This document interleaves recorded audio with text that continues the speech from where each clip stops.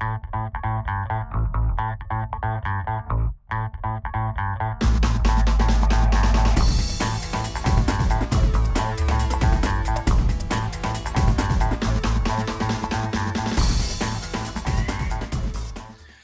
I'd like to welcome everybody who's tuning in to the Oracle In podcast. We're going to continue and move on to our second topic, which is Trump's first moves as president.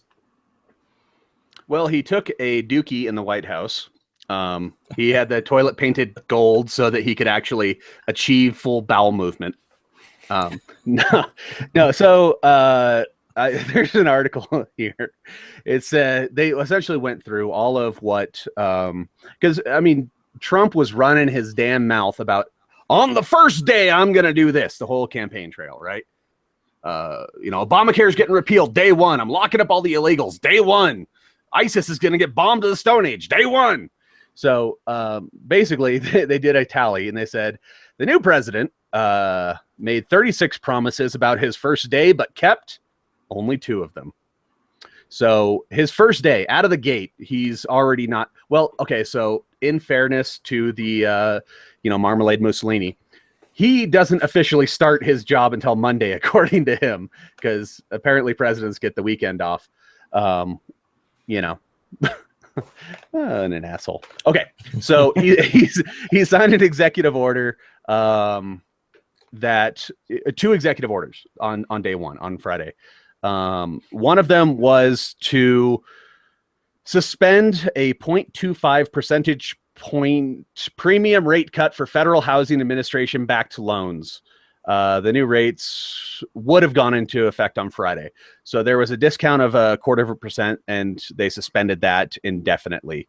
It's going to affect millions of homeowners with an FHA backed mortgage. It's about 16% of the country's new mortgages.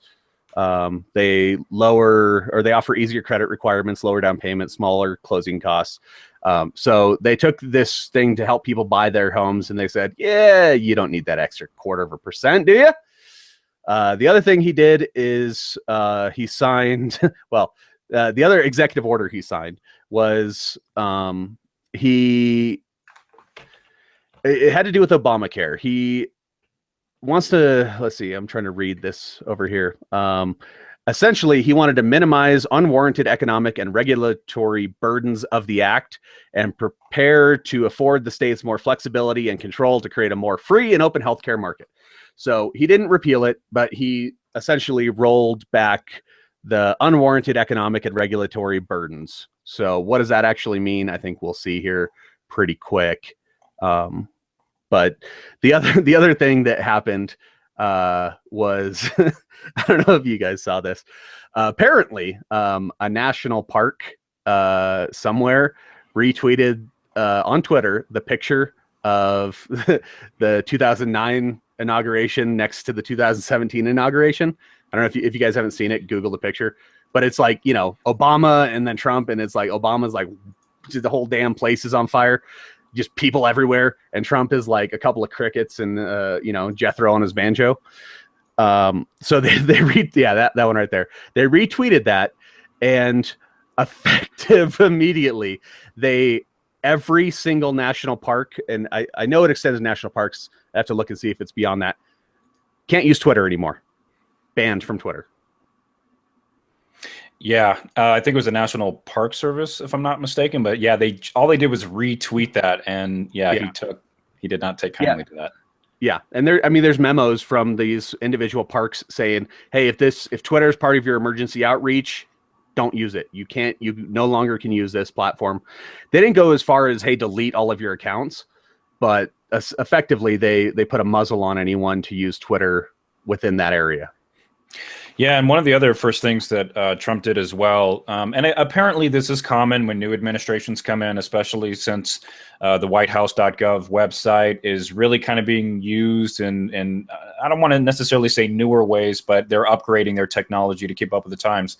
So under the Obama administration, there's a link on there, and I'll go ahead and bring it up here, where it says issues, which means, the administration, they're putting these particular issues up as their platform that they really want to work on.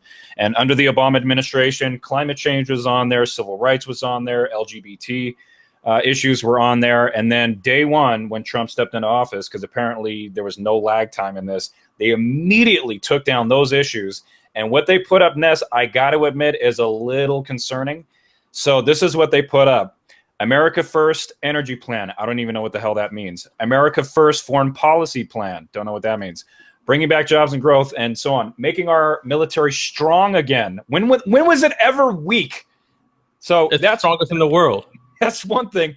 And then the one that catches my attention more than anything is standing up for our law enforcement community.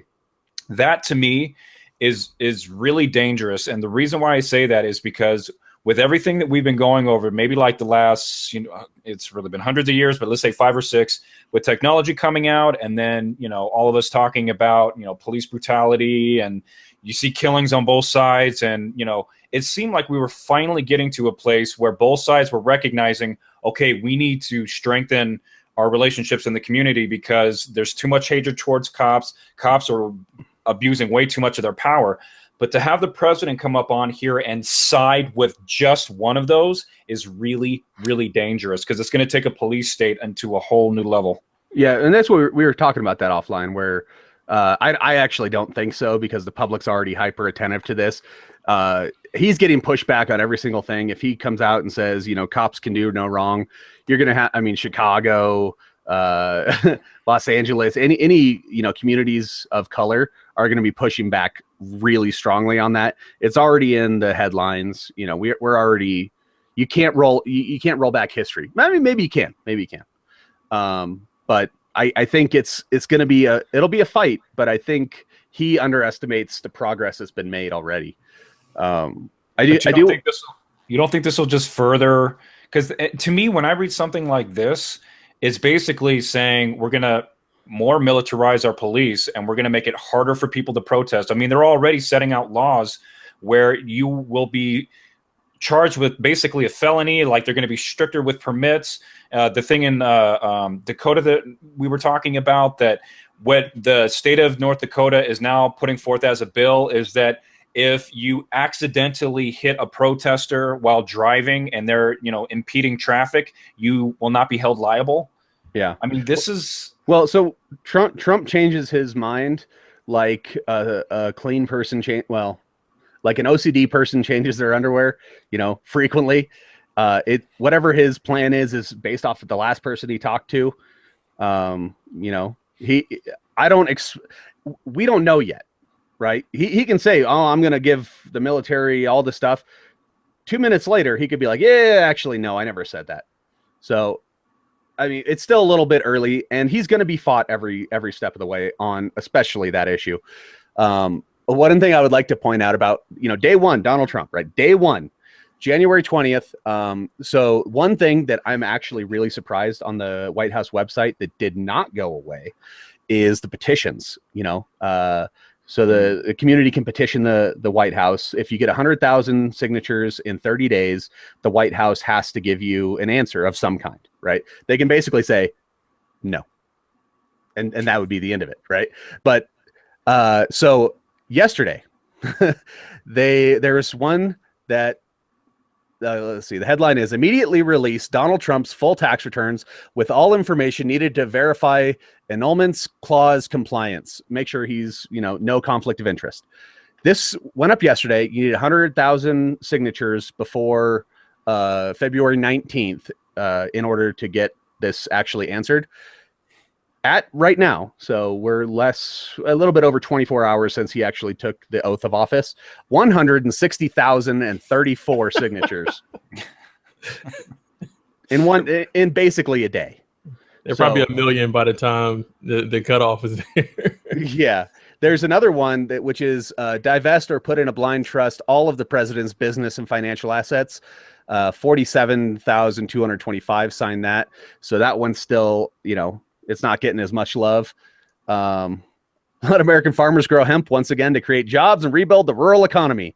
6,775. Oh, so I'm surprised to actually see this make the cut still, but it's interesting to see the number one thing less than a day is, all right, let me see them tax returns. To that law enforcement thing, And I want y'all to remember I said this today, Chicago. If anything's going to happen, if he wants to show any type of like force or where he's at with the police and how, make them strong and stuff like that, it's going to happen there. I feel like that's going to be the testing because of the testing ground, because of all of the violence and everything that's going on there. I feel like if he's going to show force, it's going to happen there to show everybody like, look, this is how we getting it down. This is how we getting down here in Chicago, and this could happen anywhere. So I really feel he's going to make Chicago an example. So to Eric's point, if it's, I know you say everybody's hyper vigilant and everything else like that, but I really feel that if he's going to make a move and a show of force to show everybody else in this country, it's going to happen there, so. Well, and I really feel like it's going to be sooner than later. And it's Obama's town, right? I mean, yeah. That's so. All right. Well, if I can chime in on this here, and sorry, Q, I didn't mean to distract from what you were saying. It's just that was falling right in line with what is on the WhiteHouse.gov website, where on that law enforcement, that's exactly what they bring up in Chicago. Yeah, that's why I was bringing that up and highlighting that, because that's exactly what he says. So I think we will remember what you say today. But to that point, Barack and Michelle Obama are opening up a museum in Chicago for civic engagement. So basically, post-presidency, that's exactly where they're going back to work, because they want to fix that in Chicago. And he wants like first on their agenda. He wanted rocket or missile launchers and tanks and all the other military stuff in the parade for his inauguration. Yeah. Trump did, yeah. So I mean, I have no. I mean, this guy is he's next level kind of. Fuck you! Don't tell me what to do. So I wouldn't be surprised if he's like, oh yeah, Obama's got a thing there. Yeah, let's game on. Let's play this game, and really pushes it hard. So it's gonna be interesting to see. You know what? If we can, let's tie that into the next topic, because that's exactly what we were going for, Kevin. And this is where I actually think you'll have a lot of interesting stuff to get into.